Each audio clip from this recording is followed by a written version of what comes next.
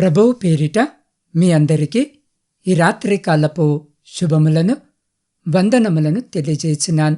ప్రియులారా, ఈ రాత్రి పరిశుద్ధ లేఖన భాగమును మనము చదివినట్లయితే, సమాధిలో నుండి నీ ప్రాణమును విమోచించున్నాడు, కరుణా కటాక్షములను నీకు కిరీటముగా ఉంచున్నాడు. 103వ సంకీర్తన 4వ వచనం. ప్రియులారా, ఈ రాత్రి వాక్య ధ్యానములోనికి ప్రవేశించే ముందు తలలు వంచి కళ్ళు మూసుకుని ఒక నిమిషము ప్రార్థించుకుందాం. మహోన్నతుడవైన మా పరలోకపు తండ్రి, ఈ ప్రత్యేకమైన అంతర్జాతీయ మహిళా దినోత్సవ సాయంకాలం వేళ నీ పాదసన్నిధికి వస్తున్నాం. దేవా, స్త్రీని నీ స్వరూపంలో సృష్టించి కుటుంబానికి, సమాజానికి ఆమెనొక వెలుగుగా ఉంచినందుకు వందనాలు. ఈ రాత్రి మేము ధ్యానించబోయే నీ వాక్యము ద్వారా ప్రతి సోదరిని బలపరచండి.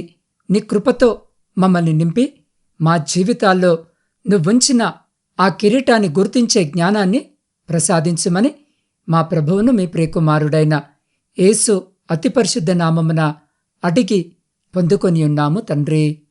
ఆమెన్. ప్రియ సహోదరి సహోదరులారా, నేను నిన్ను విడువను, నిన్నెన్నడును ఎడబాయను అని వాగ్దానము చేసిన యేసు క్రీస్తు ప్రభు నామమున మీ అందరికీ అంతర్జాతీయ మహిళా దినోత్సవ శుభాకాంక్షలు. ఈ రాత్రి ప్రియులారా, మనం ఒక ప్రత్యేకమైన ఉద్దేశముతో ఈ వాక్యాన్ని వింటున్నాం. లోకము దృష్టిలో మహిళా దినోత్సవం అంటే కేవలము శుభాకాంక్షలు చెప్పుకోవడము, బహుమతులు ఇచ్చుకోవడము, లేదా ఒకరోజు వేడుక చేసుకోవడం మాత్రమే. కానీ దేవుని వాక్యము వెలుగులో ఈ దినాన్ని మనము గమనిస్తే ఇదొక గుర్తింపు దినము. సమాజము గుర్తించని వారిని దేవుడు గుర్తించిన దినము. లోకము తృణీకరించిన వారిని దేవుడు కిరీటముతో అలంకరించిన దినము. మనము చదువుకున్న కీర్తనల గ్రంథము 103వ సంకీర్తన 4వ వచనములో ఒక అద్భుతమైన సత్యము దాగి ఉంది. సమాధిలో నుండి నీ ప్రాణమును విమోచించున్నాడు, కరుణా కటాక్షములను నీకు కిరీటముగా ఉంచున్నాడు అన్న వచనము ప్రకారము, ప్రియులారా, సమాధి అంటే కేవలము మరణము తరువాత వెళ్ళే చోటు మాత్రమే కాదు. ఒక స్త్రీ జీవితంలో ఎదురయ్యే కొన్ని పరిస్థితులు సజీవ సమాధుల వలె ఉంటాయి. అవమానము అనే సమాధిలో నువ్వు బంధించబడి ఉన్నావా? ఓటమి లేదా నిరాశ అనే చీకటి గదిలో నువ్వు చిక్కుకుపోయావా? అనారోగ్యము లేదా ఆర్థిక ఇబ్బందులు నిన్ను ఊపిరి ఆడకుండా చేస్తున్నాయా? ప్రియ సహోదరిలారా, లోకము నిన్ను చూసి నీ పని అయిపోయింది, నువ్విక పైకి లేవలేవు అని తీర్పు తీర్చవచ్చు. కాని మన దేవుడు విమోచకుడు. ఆయన సమాధి రాయిని దొర్లించి నిన్ను బయటకు తీసుకురావడమే కాకుండా నీ తల మీద ఒక రాజ కుమారుల కరుణా కటాక్షముల కిరీటాన్ని ఉంచబోతున్నాడు. ఈ రాత్రి మనము పరిశుద్ధ లేఖన భాగములో అరణ్యములో అల్లాడిన ఒక తల్లిని, పాపపు ఊబిలో కూరుకుపోయిన ఒక మహిళను దేవుడిలా విమోచించి గౌరవప్రదమైన స్థానములో నిలబెట్టాడో ధ్యానించబోతున్నాం. ఈ వాక్యము ముగిసే సమయానికి మీలో ఉన్న ప్రతి నిరాశ వెళ్ళిపోయి దేవుడు మీకిచ్చిన ఆత్మీయ కిరీటము వెలుగును మీరు చూడబోతున్నారు. ప్రియులారా, ఈ రాత్రి వేళ మనం ఒక గొప్ప సత్యాన్ని ధ్యానిస్తున్నాం. ప్రియులారా, అరణ్యములో దిక్కు తోచని స్థితి ఆగరు జీవితాన్ని ఒక్కసారి గమనించండి. ఆమె అరణ్యములో ఉంది, చేతిలో నీళ్లు అయిపోయాయి, బిడ్డ ఆకలితో అలమటిస్తున్నాడు. ఇక చావే గతి అనుకొని బిడ్డ చావడము చూడలేక దూరముగా వెళ్ళి కూర్చొని ఏడుస్తుంది. అది ఆమెకు ఒక సమాధి వంటి భయంకరమైన పరిస్థితి. ఆ సమయంలో దేవుని స్పందన మనము చూస్తే హాగరు ఎవరికీ కనిపించకపోవచ్చు, కాని ఎల్రోయి అంటే నన్ను చూచుచున్న దేవుడు ఆమెను చూశాడు అనర్థం. ఆమె కళ్ళను ఆ సమయంలో ఆమె కళ్ళు తెరవగా అక్కడ ఆమెకొక నీటి బుగ్గ కనిపించింది. నా ప్రియ సహోదరి, ఈ రాత్రి జీవాక్యము వినుచున్న నీవు కూడా నా కష్టము ఎవరికి అర్థము కావడము లేదు, నా కన్నీళ్లు ఎవరు చూడటము లేదు అని అరణ్యము వంటి ఒంటరితనములో ఉన్నావా? హాగరును చూసిన దేవుడు ఈ రాత్రి నిన్ను కూడా చూస్తున్నాడు. నీ కన్నీళ్లను ఆయన చూశాడు. నీ దాహాన్ని తీర్చడానికి ఆయన సిద్ధముగా ఉన్నాడు. ప్రియులారా, మగ్దలేనే మరియను మనము గమనించినట్టయితే పాపపు ఊబి నుండి విడుదల యేసు క్రీస్తు ప్రభు తనకు దయచేశాడు. మగ్దలేనే మరియ జీవితముకప్పుడు 7 దయ్యాలతో పాపపు చీకటితో నిండిపోయింది. సమాజము ఆమెను అసహించుకుంది. ఆమె బ్రతికున్నా ఒక సమాధిలో ఉన్నట్టే లెక్క. కటిక చీకటి ఆమె జీవితాన్ని కమ్మేసింది.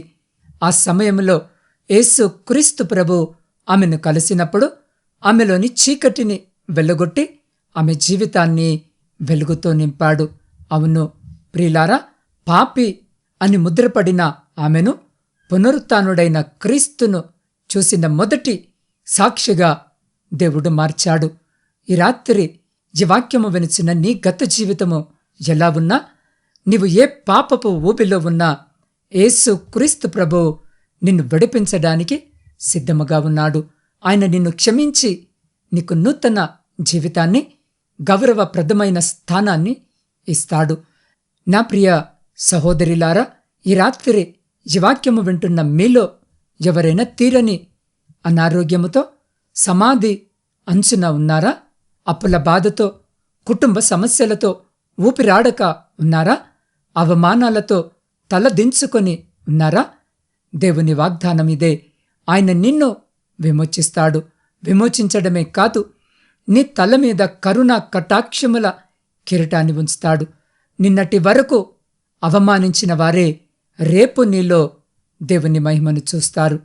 నా ప్రియ సహోదరిలారా, ఒక చిన్న సందర్భాన్ని మీతో పంచుకోవాలని ఆశ కలిగి ఉన్నాను. ఒక చిన్న గ్రామంలో మరియమ్మ అనే స్త్రీ ఉండేది. ఆమె జీవితము ఒకప్పుడు ఎంతో సంతోషముగా ఉండేది. కాని అనుకోకుండా వచ్చిన కష్టాలు ఆమెను కుంగదీశాయి. తక్కువ వయసులోనే భర్తను కోల్పోయింది. అప్పుల బాధలు చుట్టుముట్టాయి. సమాజము ఆమెను దురదృష్టవంతురాలు అని ముద్రవేసింది. ఆమె ఎదుర్కొంటున్న పరిస్థితులు ఒక చీకటి సమాధి లాంటివి. ఎటు చూసినా అవమానాలు, పేదరికము. ఇక నా జీవితము ఇంతే, చనిపోవడమే మేలు అని ఆమె అనుకున్న రాత్రి ఆమె జీవితంలో ఒకటుంది.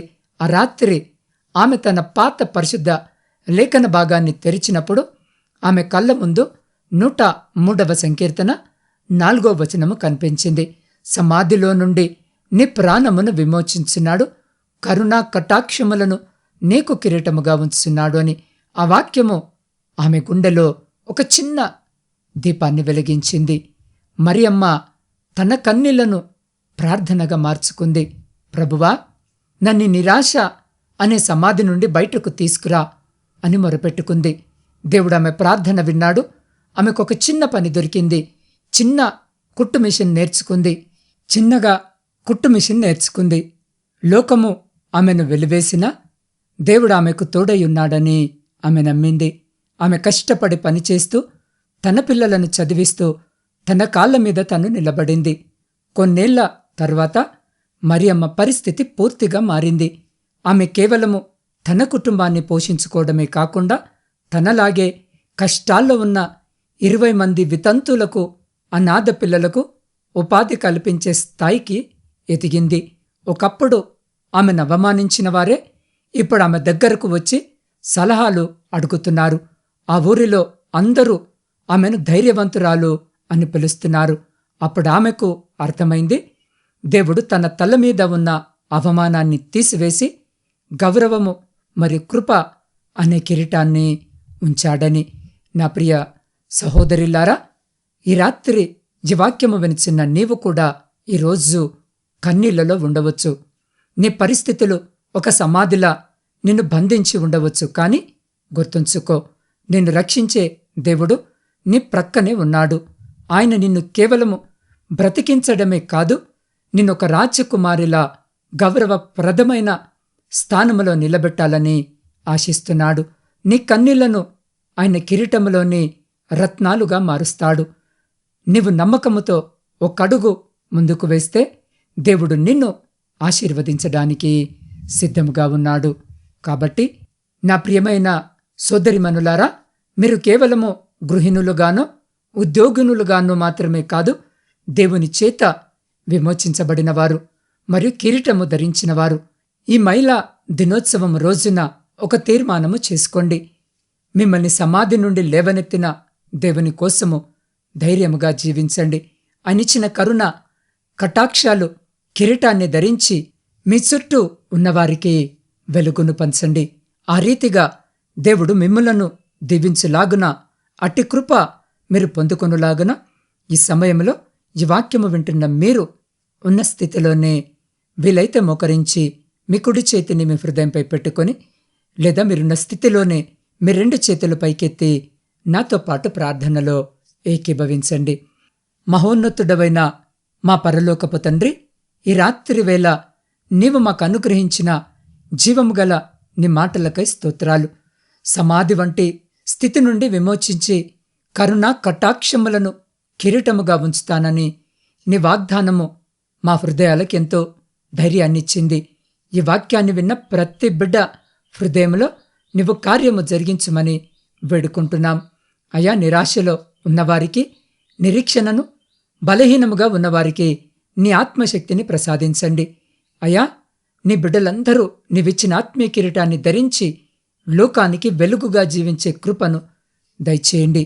అయా, ప్రాముఖ్యంగా ఈ అంతర్జాతీయ మహిళా దినోత్సవము సందర్భంగా ప్రపంచవ్యాప్తముగా ఉన్న ప్రతి సహోదరిని నీ పాదసన్నిధికి తీసుకుని వస్తున్నాం.